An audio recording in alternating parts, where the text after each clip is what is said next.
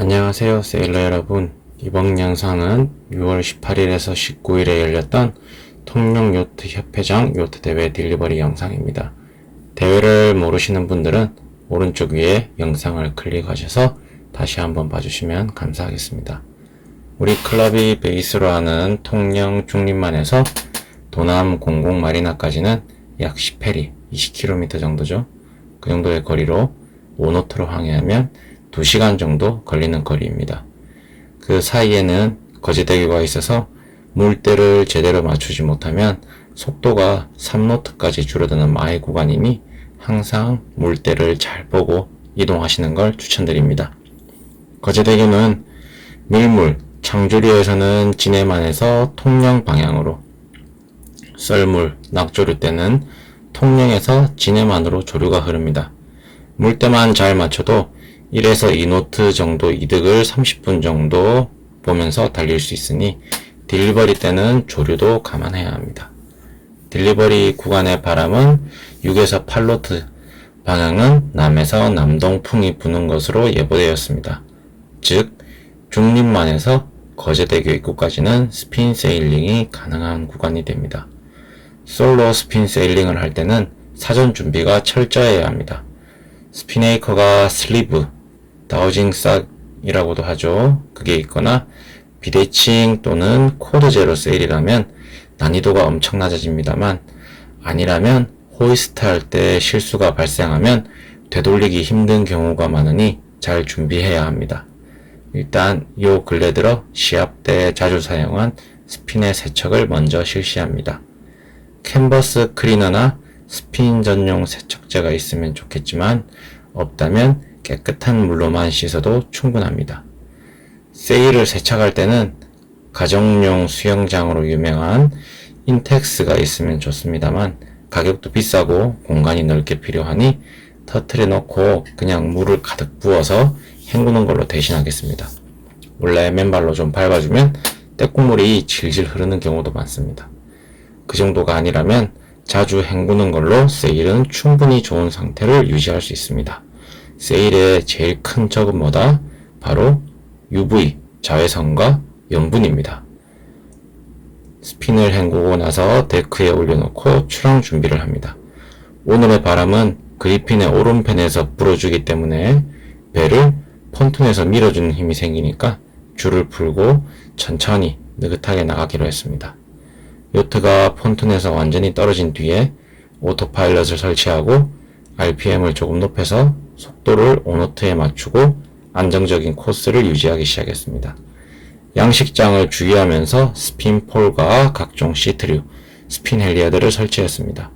일을 하는 도중에도 수시로 주변에 위험물이 있는지 확인하는 버릇이 필요합니다. 자, 이제 솔로 스핀 세일링을 시작할 시간입니다. 원래 마스터맨이 당겨줘야 편하게 올라가는데 혼자서 당기려니 물도 잔뜩 머금은 상태라 엄청 힘들더라고요. 평소 마른 스핀 올리는 거에 저 2배 정도 힘들었던 것 같습니다. 스핀 세일을 올릴 때 중요한 건 가이, 애프터 가이라고도 하죠. 풍상 쪽 시트를 같이 당겨줘야 됩니다. 풍하 쪽 스핀 시트를 당기게 되면 스핀에 힘이 받치면서 꼬여버리는 경우가 있는데 헬리어드와 가이를 동시에 당기면 양쪽에서 스위블 샤클이 돌면서 잘 풀리게 됩니다. 가이를 대충 고정하고 스핀 시트를 당기는데 아무리 생각하고 준비해도 막상 닥치면 변수가 생깁니다. 스핀 세일 터틀을 날아가지 말라고 제가 라이프라인에 묶어놨는데 거기서 스핀 시트가 걸렸습니다. 가서 해결하고 돌아와서 트림을 마저 하고 엔진 RPM을 좀 낮춰봤는데도 속도는 더 높아진 6노트 정도로 항해를 했습니다. 여유가 생기면 요트에서는 항상 시트를 정리하는 습관을 들여야 합니다. 각종 시트류를 바로 쓸 수 있도록 잘 정리해 놓습니다. 시합이라면 세일의 트림을 계속 수정하면서 조금이라도 빠르게 달리고 자겠지만 딜리버리 같은 크루징 상태에서는 체력을 보존하는 쪽이 중요하고 바람의 방향이 잠시 바뀌는 건 크게 신경 쓰지 않고 내버려 두는 편입니다. 바람이 좀 떨어져서 속도가 늦어지면 엔진 RPM을 올려서 5노트를 최대한 유지하고 달렸습니다. 승방항이죠. 승방말, 툭 튀어나온 곳을 말 또는 고지라고 하는데요. 그곳을 지나면서 바람이 데드런으로 바뀌었습니다. 데드런에서 솔로 자이빙하기에 딱 좋은 바람으로 바뀌었죠. 정치망과 양식장 사이에서 스핀폴 드립을 하면서 자이빙을 성공하고 세일 트림을 다시 했습니다. 그렇게 쭉 하다 원평리와 지도 사이에는 북섬이라고 딱 한가운데 섬이 하나 있는데요. 보통 왼쪽 편으로 다닙니다. 오른편이 양식장이 좀 덜하긴 하지만 돌아가게 되어서 시간이 좀 더 걸리기 때문이죠. 양식장을 피하는 코스로 오토파일럿을 세팅하고 나니 스핀이 말썽이 부릅니다. 섬에 바람이 가리기도 하고 바람의 방향이 빔보다 더 위쪽으로 불어오면서 스핀이 쓸모가 없어지게 됐습니다. 이리저리 트림을 해봐도 도저히 세일의 모양이 안 나와서 스핀을 접기로 했습니다. 스핀을 접을 때는 리트리빙 또는 다운이라고 하는데요. 가위를 풀어서 스핀에 힘을 빼고 스핀 시트 쪽에서 잡고 모아서 내리는 것이 쉽습니다. 풍화바람이었다면 선수에서 했겠지만 바람이 빔으로 돌아있는 상태라 칵핏에서 접었습니다. 터틀에 바로 넣는 게 좋았겠지만 아직 터틀이 덜 말라서 칵핏에 정리해 놓고 마르면 다시 넣기로 했습니다. 세일을 접었으면 또 신나는 시트 정리의 시간입니다. 썼던 로프들을 잘 정리해 놓습니다. 잘 마른 터틀에 스핀을 넣고 정리하려는 와중에 오토파일럿을 켜놓는데 배가 자꾸 자연으로 벤침되어 이상해서 뒤를 돌아본 순간에 팅 하는 소리와 함께 오토파일럿의 캡이 부서지며 튕겨나갔습니다. 일단 왼쪽에 양치장이 가까워서 수동으로 바꾸고 틸러를 제가 잡았어요. 이제 절반 왔는데 1시간 정도 수동으로 잡고 가야 하는 상황이 생겼습니다. 오토파일럿 설치 후에 너무 편하고 좋아서 거기 적응하고 나니 이제 손으로 잡고 가려니까 너무 힘든 것 같아서 벌써부터 눈앞이 캄캄했습니다. 일단 스핀 정리는 나중에 하기로 하고 협수로의 조류가 강한 거제대교를 지나야 하니 온 신경을 집중했습니다.